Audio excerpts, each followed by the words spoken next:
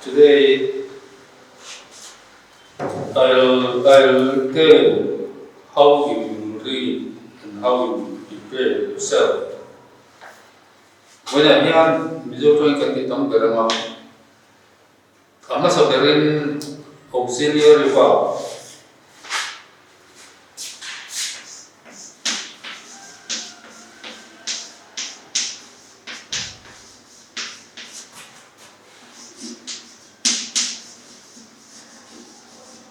Auxiliary verb.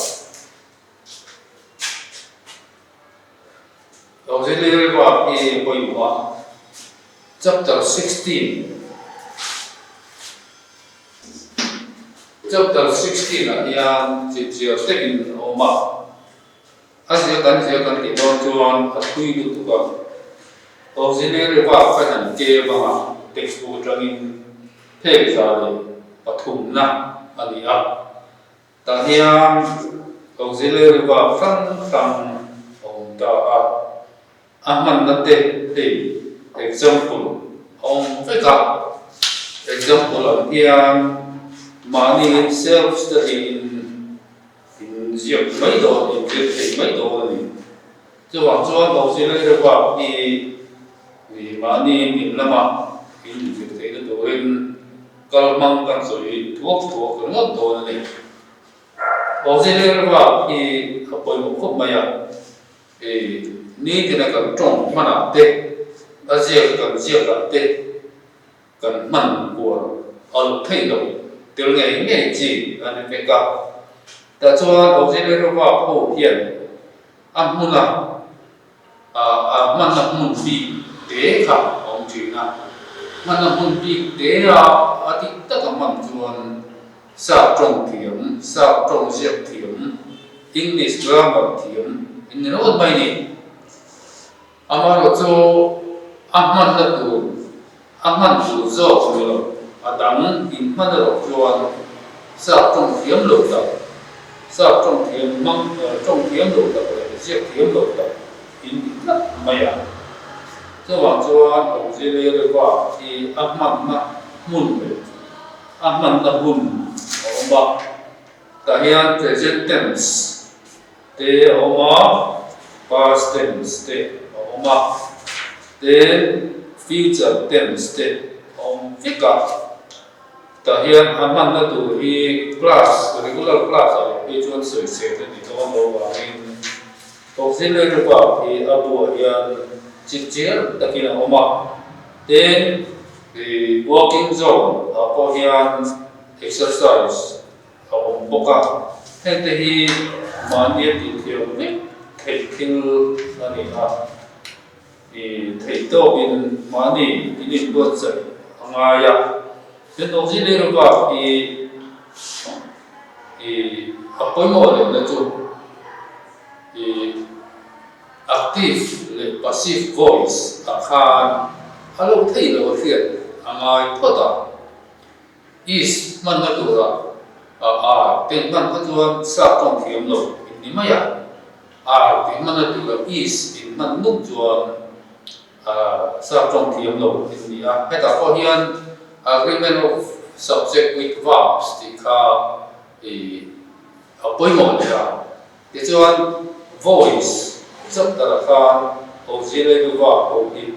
alo thei lo man angai passive voice atau tujuan ini lalu kita subject apa antina is mana tu te was mana tu te mana tu te was mana tu te have mana tu te kemudian kalau fika tu faktuan auxiliary verb ulu tukar fiat angaya sa trong tiếng tập tác của chuan auxiliary verb man na tu mun ti ta ka man ai chu tia ti phek của chuan le textbook thade mai kan manga textbook a hian man na tu di ta ka man ta kong ka fika present tense ni mo tena subject ka singular ani mo plural ani mo first person ani mo second person ani emo third person ani emo kha ho zong zong kha man na tu hong ka engkim mai is are dite was dite were dite had dite kha ho zong kha article ko yan chiang lu tu kim ba in lama mani in thei to ko in chiar anga ya thei to ko in chiar chuan self study self improvement in lama mani tho kha in nei theya zamia lovin hei lekha yu se na zel da ala poi mo so zel ba in oxile zo ba ki in fiat anga ya amman na tu mun ne hun present tense, past tense, future. Then present tense among kohan simple indefinite present tense oma ta chuan present perfect tense te alo lo le ga tiang chuan past tense kohan past indefinite tense oma then past perfect tense te oma past perfect continuous tense te kha lo ma kha man na zong zong kha ma ni ya thia the vek ani a in textbook kha in man chang ka pe do thu ani mai textbook man chang ka chuan sa trong thiam do ani a grammar thiam do na in talking a mo a sia ka sia writing a ani mo confidence nei takin pe in zero ama Paul sa ai chuan sa trong tak tak in zero so to a thilang kim mai di apui ting vek to a thiam angai ani te chuan ko zile ba cho mani in lama in lo in le anga te chuan heta ko hian past tense trong chang ko han in le khabo kan past tense chapter oma past tense chapter kha chapter 11 page som sari de patina kha te bo kha in poi pani in na poi bo ani chuan hemi auxiliary verb le aman na te sang te fiat chuan mi sa trong ka adikin diklom ti class 7 atang in fiat sak thei ve ka chumi sa trong chu di chumi chuan sa trong mang diklo ti ka class 7 atang in clear fik to ani chu auxiliary verb chu ta to ta sila auxiliary verb hian achap ta to kui ang piana example thata tak asiama tin question here atlang queen zona lo kal tu example atang hian an the fifth zero in fiat apoi mo working zone amia tin tu te tang kham eng maza alo de mai the ya ma sela example asiam ko hi zona lo kal tambe matika te po an tho mai ten an le chuan chu auxiliary verb from cha tu ni ta mai sela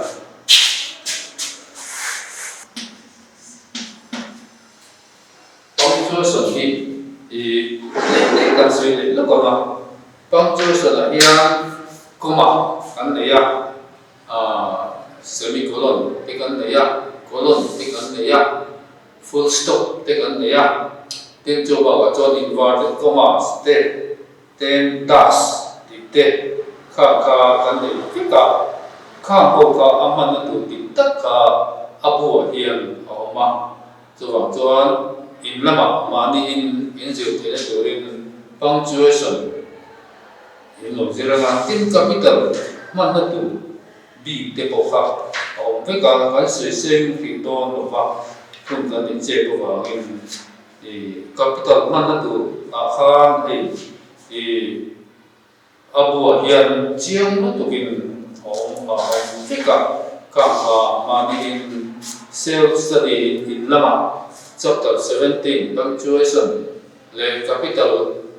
letter man na tu kha mani in lo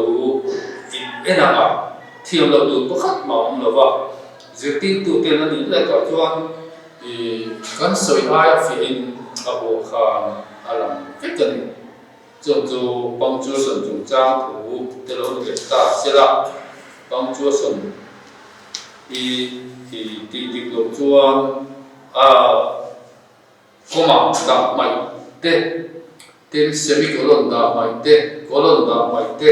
full stop da mai te ten exclamatory mark da mai te le inverted commas da mai te hian kan thu ziak le kan thu soi ka om zen le lovin asiam thi ani ti ka khiat vek tu ra le punctuation thiam lowa sa trong zi chuk hian om zen le tu lowa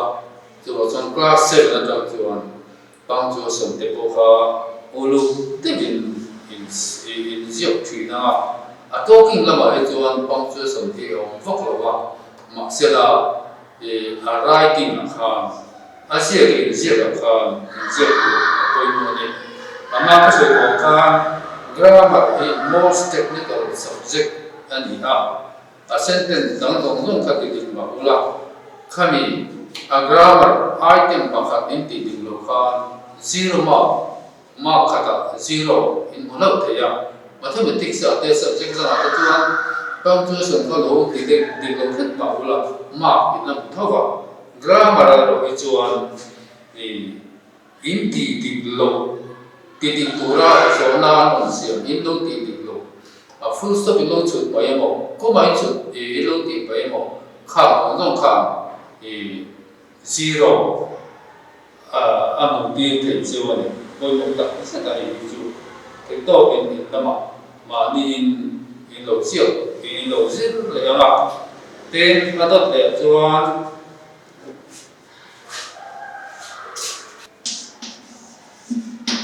chapter so ko na ka ka apoi mo le ta chen preposition ti kan sikola ya kan the lo tu o ka ti ya cho wa chuan preposition kan man ta tu ki chapter so ko na hian oma ten what khat so antinan in on at into upon for near since ka han ke te phen hi wat khat chok ani ti chuan preposition a hian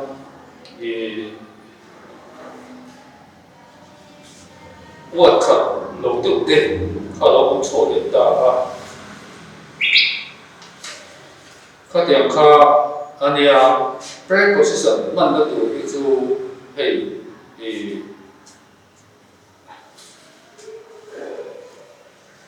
abo dian jiang tu kena oma asi to si bok lo class 7 na tanga preposition man in uru phot chuan a chung lam je la khan class 8 ta matrika 12 ta ba ma te khan kha hoi mo te aten ten to ne ten preposition kan man na hian sa from thiam in ti ho ina anti sual tam na ver chu preposition ani on ti man na tura adik lo man chuan adik lo tok ani mut maya preposition hian kan thu soi ka omin sia ani tira aman lo na tura adik lo kan man pa chuan kan thu soi ka om sia de kan thu sia ka om sia de dai the tu ani a te ber sa trong sentence a hian a te ber a toi ber ma sela preposition kan man hian sa trong ka om sia ani tira preposition om sia ka apoi mo mai ni cho vòng chuan preposition hi chapter so ka tuma hian phe chau ani boka kha ulu te din do zera tina pe hian a chon jong le hian preposition dang man na tu ka alo tin lea ta yang ulu dewa chia angai ta ani hemi preposition yang achakana tam khop maya这亲切的呢，阿现阿man na tu hun le mun ka ulu mun tu kin ni ai jiao fe ka ai hi ulu ta ka ma ni textbook chau ka hong chang kai ni chuan sa trong thiam tak ni ru mai ni sa trong thiam tak ni in ngai preposition thang di lo ho chu ru in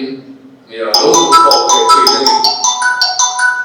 so chuan preposition hi kan man lu thiam chuan kan sa trong ka amoya adi po di ka ngai tha kan mo ma om sia ani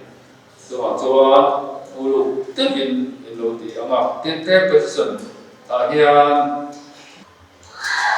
makina class ke ta pe chuan in preposition ka what in the what thum te alo len so do da ka class ke ta in chut puna chuan ala foi so de do ni sa to ma om je ni ta ka to de chuan preposition ka ma ni lama chu ino zero ku ka ma to rồi là con nào tôi có để anh đi ra thì tôi tìm mà nên in lắm in dư thì ta thì cho về lúc đầu ấy mà mà tên chấp nhận chuyên业员là homophones thì tên họ chấp nhận chuyên业员là homophones họ原来你sa trong kan thiam tak le tak lo kha an lo zat sta an ve ani homophones ni chu sa trong kan han lama in ang deu chi ma se om se sang dai ne ani ka he de wa hianin awat asau lo ta in ang deu tho kan man thik mà sẽ ông sẽ không dạy mình còn mình là thành tiên accept thì thế accept cái là gì thế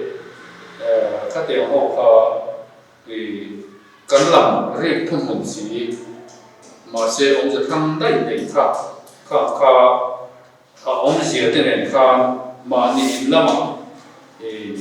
giờ là khi chúng ta giờ phúc ngày nó có ổn lộ thì working zone là tên example là cái bộ hiện các cái chỗ khóc mấy hiện thì mà đi làm thì nó rất là thì tốt tiền nó rất đồn anh tên hay là hiện và tất cả số liệu là what formation chấp nhận cái đủ chấp nhận cái chủ yếu what formation好嘛？tất cả hiện what etina what sắp trong va emo nào emo mà làm emo nung làm emo anh đi đang làm rất là opposite what ông phải thấy chuyện này thì trong cái bôi màu nó kia nào thế thì sắp trong tiệm chỗ rất là bôi màu word formation nên tiên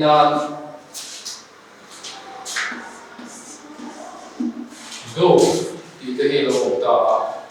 thì cho anh làm mà em in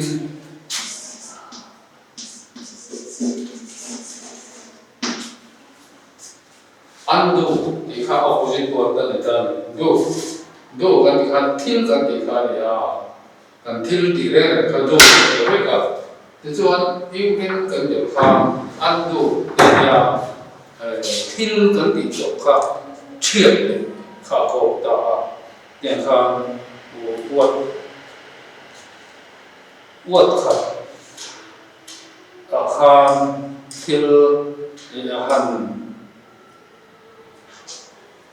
เบลจิลเอ็นนั้น UN ตีเต NON ตีเตข้ากันหันข้า opposite อวดอันนี้จะเสียละข้าสอบตรงนี้จะสอบเสียละตาคนมองเอ็นมันเต้นให้มีพวกยาสอบตรงเอ็นที่นั้นน่าวข้าน่าวนั่นจะมา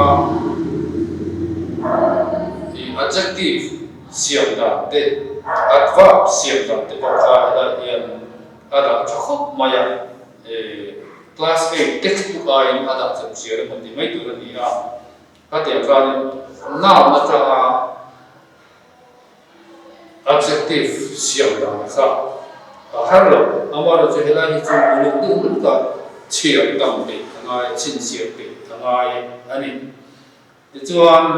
hai mi ho hi in lo en le ana注意别了嘛，做ให้มีจับแต่ละพวกadjective ว่าอาจารย์noun อาจารย์ดีต่างถ้าเราไม่ได้ข้ามีnoun อาจารย์ adjective เรื่องสิ noun นั่นเสียงต่างกันการ talking อะไรการ writing อะไรเองให้มีพอยมั้ยอาจารย์ไม่ยากให้มีอินเทียมวิวจวนสับตรงเทียมตัดนี่เราไม่ได้ก็คือ word formation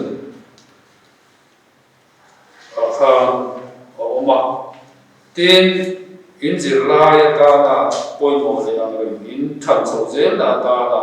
ปอยหมดตัวลายสับตรงเทียมเขาเป็นอันมันตั้งเอง foreign word เลย phrase ที่ค่ะforeign word เป็น phrase ที่ค่ะ chapter 24ออกมา chapter 24นั้นมีแต่ที่จูแล้วก็ตาหันเสียเสียจีนั้นเจียบว่า foreign word ที่กันมองนั่นก็ไม่สกัดไปจวนโอตาเลยข้างๆอย่างอันมั่งนี่มาอาหารมันเห็นบูบูไม่มีอะไรออกมาอุ่นฟิวมันข้าอินโลเสียเนี่ยอาหารนั่นเองข้าผู้สมส่งข้าเท็กซ์บุ๊กอย่างเจียงเด็กินออกมาเห็นแต่มาเนี่ยเราเสียไว้จีอันนี้นะนี่นะมาคลาส7 8กันนี่ละที่ตัวจะที่ตัวเต็นforeign word แต่ข้างนั้นเดียคลาสชัวร์จะก็จีบคนรู้อินละมานี่สตูดิโอมาค่ะที่ตัวว่าชินเชียเสียไว้จีอันนี้นี่กลุ่มละมาเต้คลาส6อ่ะถ้าจะเป็น grammar ที่ตัวกุมินาพอยันข้าอายันเสาอินเด็กทางอายันมานี่แต่มาข้าปอยมัวฉันให้มึงหน่อยข้าปอยมัวให้อินสิลายตานามามูนาอินสิลมันตั้งจวนอินติสวดโดนะอินตั้งชูมาสักตรงที่ยังอินนี่ถือได้ตัวเองคลาส7 textbook grammar ยังคงไม่คงฟิกะakal ruang fika na tin na ti pe na pa me the ya khami huna kha hemi class 7 textbook in zero ho in fear ring chuan sa trong thiam tak in ru ba mai ni kan textbook te hi